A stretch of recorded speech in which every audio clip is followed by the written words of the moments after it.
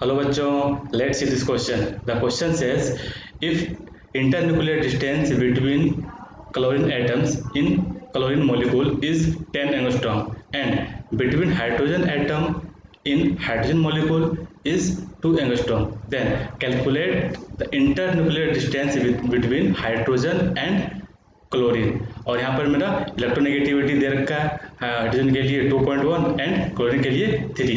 तो यहाँ पर बेसिकली क्या कह रहा है कि हम लोगों को हाइड्रोजन और क्लोरीन के बीच का जो इंटरन्यूक्लियर डिस्टेंस है वो फाइंड करना है.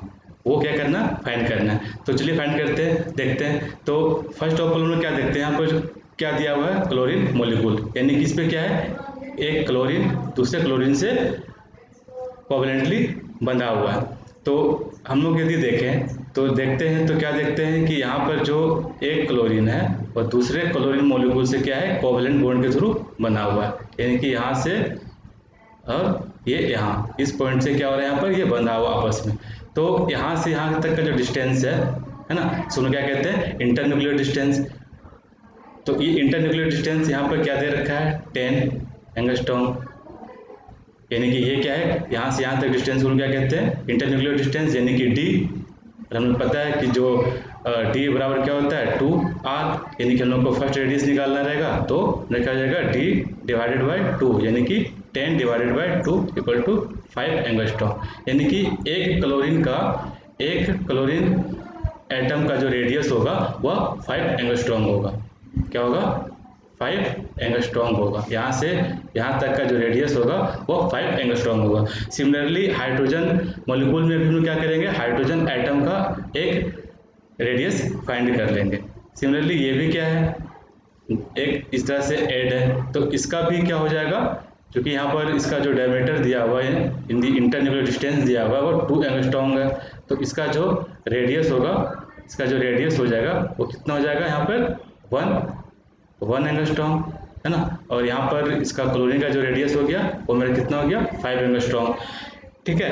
अब हमें क्या करना है, कैलकुलेट करना है internuclear distance between hydrogen and chlorine. क्योंकि हाइड्रोजन और क्लोरीन क्या है कि ये पॉजिटिव और नेगेटिव, यानी कि ये दो आयन से मिलकर बने हैं, मतलब ये इस तरह से आपस में कनेक्ट है कोवैलेंटली.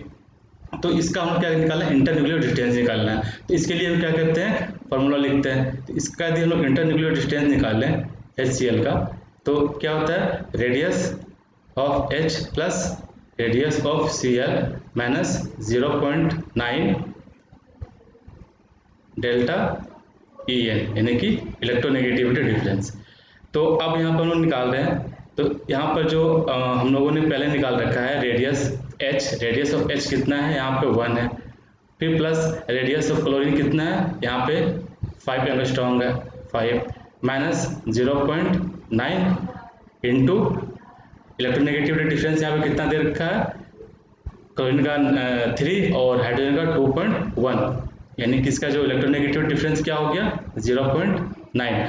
तो इसको लोग सॉल्व करते हैं. तो सॉल्व करने के बाद हमारा जो आंसर आता है, फाइनल आंसर, वो कितना आता है, ये 5.919 एंगस्ट्रॉम.